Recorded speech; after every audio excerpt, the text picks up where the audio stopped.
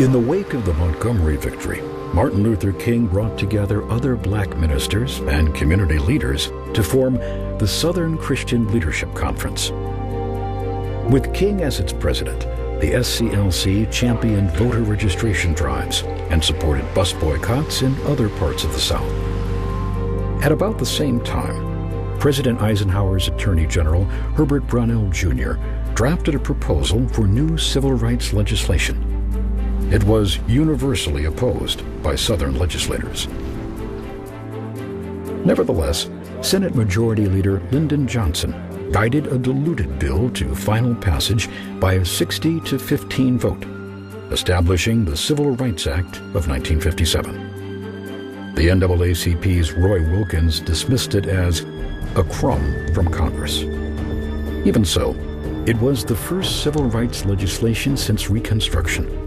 The law provided new authority to the Justice Department to oversee elections and investigate officials who interfered with voter registration. It also created a new division within the Justice Department to prosecute civil rights violations. The legislation was a symbolic victory for King and other civil rights leaders, but not enough to silence their rising demand for full legal, economic, and social equality. In some cases, the most deafening statements were made without uttering a word. In 1960, in Greensboro, North Carolina, 4 freshman college students walked into a Woolworth's drugstore and sat down at a lunch counter reserved for whites. The Greensboro Four, as they became known, were refused service, but they remained seated in silent protest until the store closed. Their sit-in continued for weeks and ignited a wave of similar demonstrations. Within months, the movement reached every southern state and attracted more than 50,000 students. They come in and they sit down, and we're not used to them sitting down beside us because I wasn't raised with them. I never have lived with them, and I'm not going to start now. Demonstrators encountered humiliation, abuse, and police harassment. So I told you, you're not welcome in the store, all right?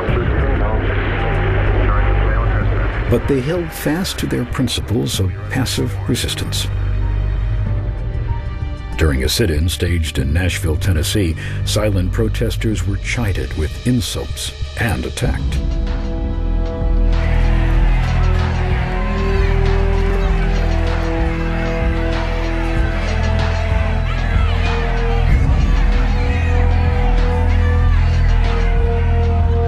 They refused to fight back, but 81 demonstrators were arrested anyway on charges of disorderly conduct.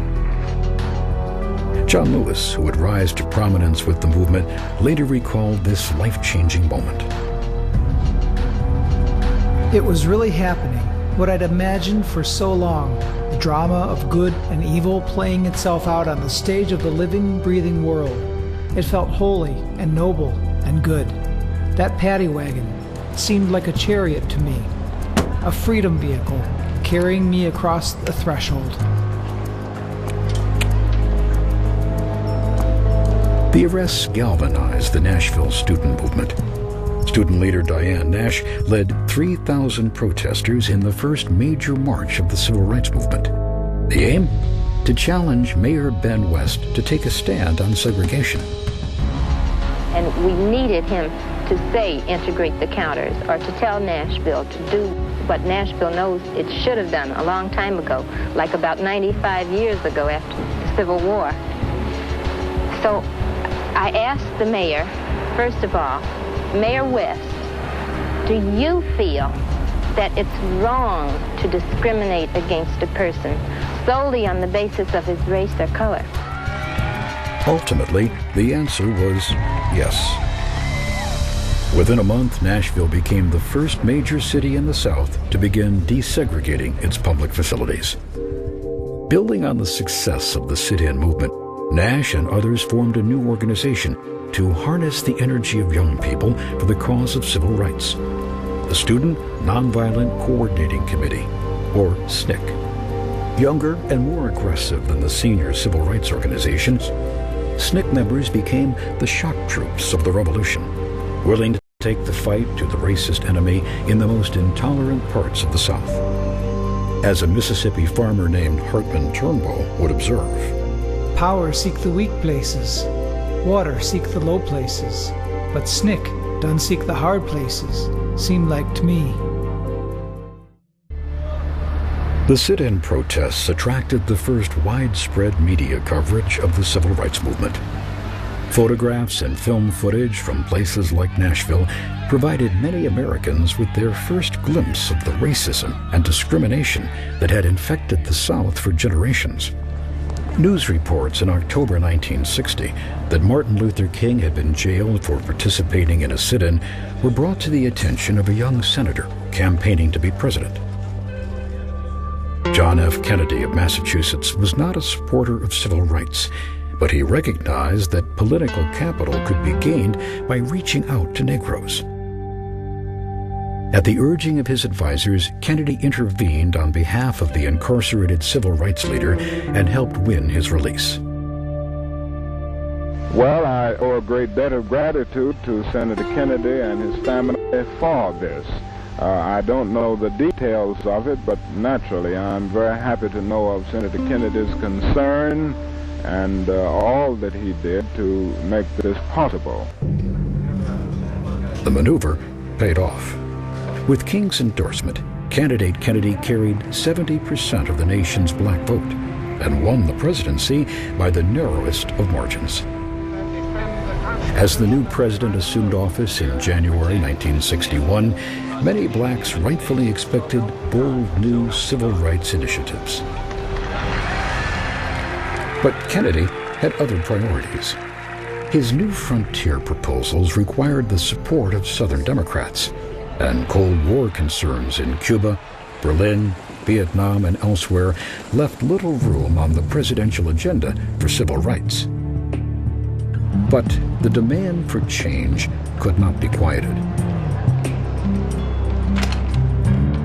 The Congress of Racial Equality, or CORE, spearheaded the movement's boldest initiative to date: the Freedom Rides, a descent into the Deep South by bus to test compliance with Supreme Court rulings barring segregated interstate travel.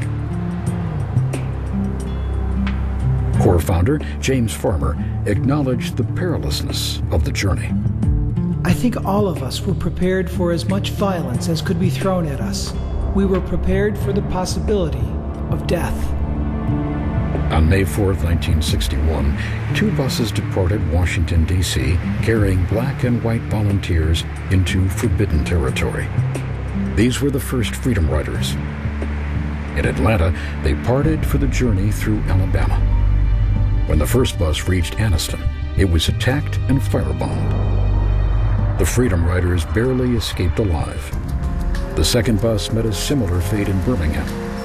The city's notorious public safety commissioner, Eugene Bull Connor, made good on his promise to allow Klansmen 15 minutes to do their dirty work.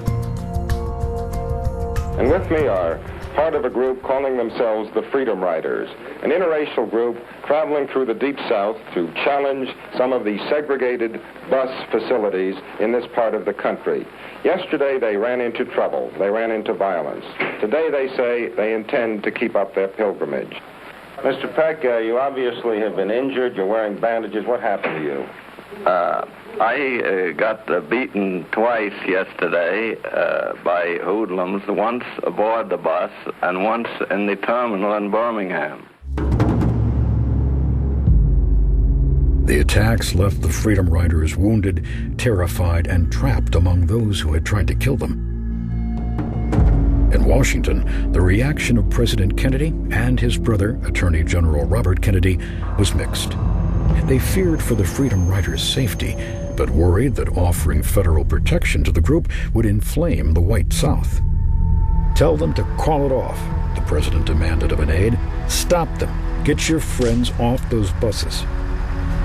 But it was too late to turn back. SNCC leader Diane Nash recognized this as a watershed moment. "If they stop us with violence, the movement is dead. We are coming." Nash sent SNCC volunteers to replace the battle-weary core group in Birmingham. Learning of this, the president lost his composure. All hell is going to break loose. She's going to get those people killed. The situation fell to Bobby Kennedy. As head of the Justice Department, he was empowered to intervene if he suspected federal laws were being violated. He dispatched his assistant, John Siegenthaler, to Birmingham to rescue the Freedom Riders. On May 20th, Siegenthaler boarded a Birmingham to Montgomery Greyhound bus, along with the SNCC reinforcements. Their arrival in Montgomery was met by a mob of more than 1,000 screaming racists. Some Freedom Riders were able to flee, but others were overwhelmed by fists, iron pipes, axe handles, and baseball bats. John Lewis was beaten and bloodied. Siegenthaler himself was struck in the head with a pipe and kicked unconscious. With no other option, Attorney General Kennedy asserted federal authority by ordering 400 U.S. Marshals to Montgomery to restore order and escort the Freedom Riders to safety. Freedom Riders continued to probe the Deep South through the summer of 1961, inspiring arrests and violence, and forcing the Kennedys to confront the issue head-on. Bobby Kennedy began to see the civil rights debate in a new light, not as one issue among the thousands confronting the administration, but as the defining moral issue of the era. As a first step, he petitioned the Interstate Commerce Commission to adopt new regulations that would stiffen already existing federal laws, requiring all interstate transportation facilities to be integrated. But more importantly, the younger Kennedy's attitude influenced the president's evolving position on civil rights.